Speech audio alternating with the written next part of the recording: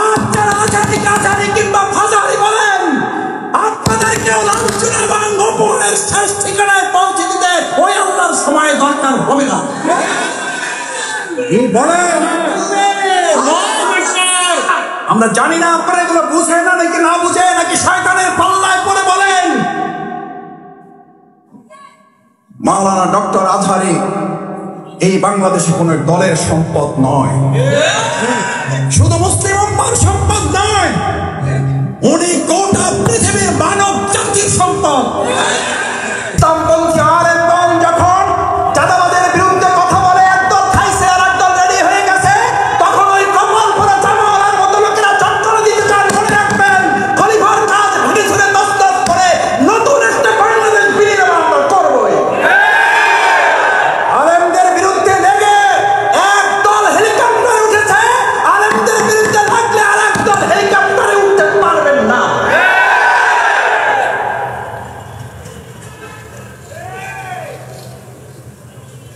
আল্লাহ তাআলা আলেমদেরও দেখেন, জালিমদেরও দেখেন। আল্লাহ তাআলা আলেমদের সাহায্য করেন আর জালিমদেরকে সাহায্য করেন। সুতরাং আলেমদের বিরুদ্ধে অবস্থান নিয়ে কেউ জালিমের কাতারে যাওয়ার চেষ্টা করবেন না, পরিণতি কারো ভালো হবে না।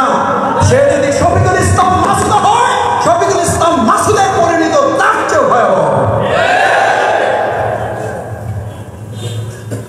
কারণ আলেমেরা কথা বলে জনগণের কল্যাণের জন্য, ইসলামের জন্য। আলেমদের সম্মান করতে শিখুন, নামকে বিকৃত করা থেকে বিরত থাকুন। ফ্যাসিস্টদের এক টাকলা মুরাদ মনে করিয়ে দিচ্ছি, শুধু এই মাওলানা ডক্টর আজহারি হাফিজাহুল্লাহ বলেছেন, ওই যে কি একটা বলে ঠিক না ঠিক, এই কথা বলার দুই একদিনের মাথায় আমার মন্ত্রিত্ব চলে গিয়ে অপমান লাঞ্ছনার কাজ করে আল্লাহকে দাঁড় করিয়েছিলেন। আর যারা আজাদি কিংবা ফাজারি বলেন, আপনাদেরকেও লাঞ্ছনা এবং অপমানের শেষ ঠিকানায় পৌঁছে দিতে ওই আল্লাহর সময় দরকার হবে না। কি বলেন?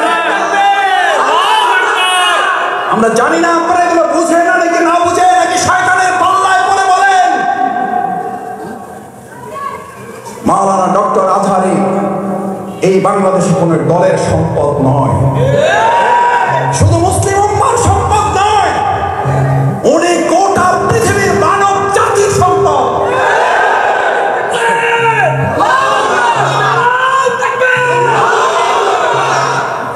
ওনাকে আপনারা বলেন একটা দলে যোগ দিয়ে দেন, আরে ভাই উনি তো একটা দলে আছে, বুঝেন না কেন? উনি তো একটা দলের কথাই বলেছে, সেই দলের নাম হচ্ছে ইসলাম। ইসলামের কথা বললে যদি কারো গায়ে আগুন জ্বলে, তাহলে বুঝতে হবে ওটা মুসলিম নামের কলঙ্ক, ইসলামের দুশমন, ইসলামের শত্রুরা। হুঁশিয়ার সাবধান ভাইরা, ইল্লাল্লাযীনা আমানু, রাত করতে চায় না। অদর্শ হয়ে গেছেন, শেষ করি। মাশাআল্লাহ। সম্মানিত ভাইয়েরা, ইল্লাল্লাযীনা আমানু, ইমানদারদেরকে এবার আল্লাহ তাআলা বললেন তোকে খলিফার দায়িত্ব দিচ্ছি। ওইটা কেটে টুকরা টুকরা করে ওটাকে একটু নতুন জামা বানিয়ে দিতে হবে। আমরা এই বাংলাদেশকে কেটে টুকরা টুকরা করে এটাকে একটা নতুন বাংলাদেশ করে দেব। এটা বাংলাদেশ জামাত ইসলামী করবে না, এটা ইসলাম করবে। ইসলাম পারে না, পারে নাই। জাহিলি মদিনাকে কি মদিনা বানাইছে? আমরাও আওয়ামী জাহিলি মদিনাকে সোনার বাংলা বানাবো। আমাদের আইএমএ জাহিলিয়াকে যে সোনার মদিনা বানিয়েছিল যে ইসলাম, মুহাম্মদ রাসূলুল্লাহ সাল্লাল্লাহু আলাইহি ওয়াসাল্লাম পৃথিবী থেকে চলে গেলেন। কেউ কেউ মনে করলেন মুহাম্মদ রাসূলুল্লাহ সাল্লাল্লাহু আলাইহি ওয়াসাল্লাম নাই, ইসলামও আয়াত নাযিল হয়েছে না হয় নাই? হয়েছে না হয় নাই? কি ঘোষণা হয়েছিল? কি ঘোষণা হয়েছিল?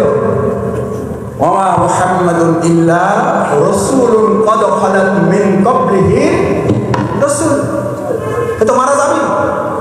এর আগে নবী রাসূলগণ মারা গেছে, উনিও মারা যাবেন। ইসলাম ছিল, ইসলাম থাকবে। মুহাম্মদ রাসূলুল্লাহ সাল্লাল্লাহু আলাইহি ওয়াসাল্লাম ছিলেন, আবু জাহল আবু লাহাব ছিল। এখন মুহাম্মদ রাসূলুল্লাহ সাল্লাল্লাহু আলাইহি ওয়াসাল্লামের অনুসারী থাকবে, আবু জাহল আবু লাহাবের উত্তরসূরিরাও থাকবে। তখন লড়াই চলছে, এখন লড়াই চলবে।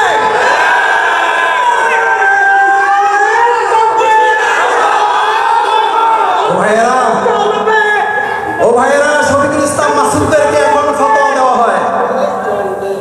রাসূল সাল্লাল্লাহু আলাইহি ওয়াসাল্লাম বলেছেন, ফিতনার জমানাটা এরকম, আলেমদের অন্তর থেকে এর তুলে নেওয়া হবে না, আলেমদেরকে উঠিয়ে নেওয়া হবে কিয়ামতের আগে। তখন লোকেরা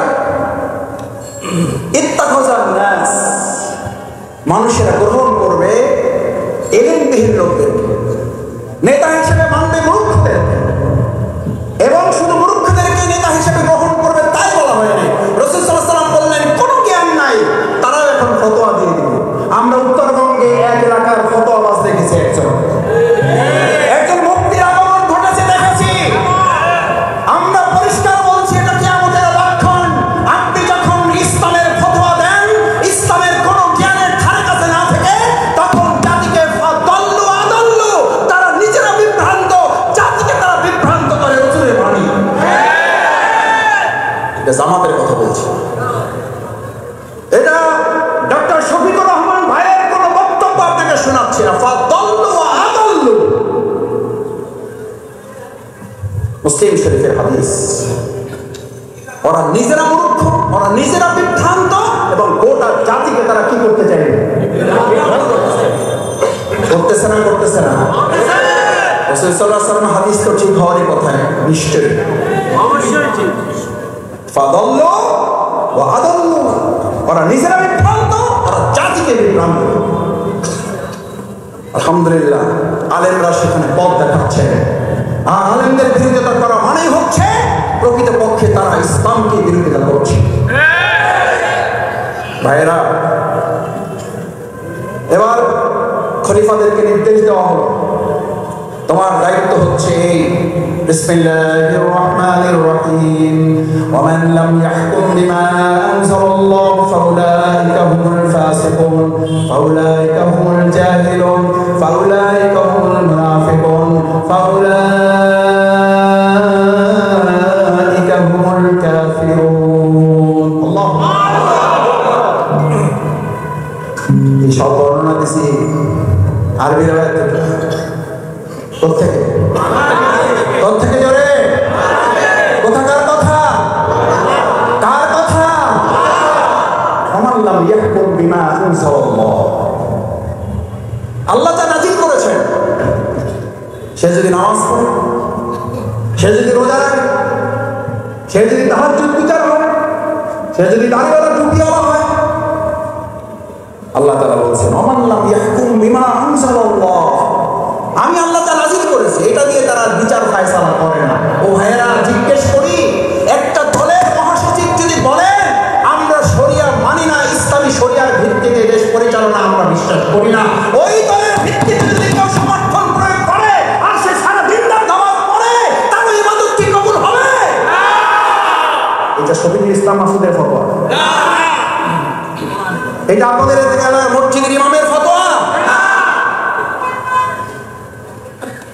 এই ফতোয়া দিচ্ছেন কে?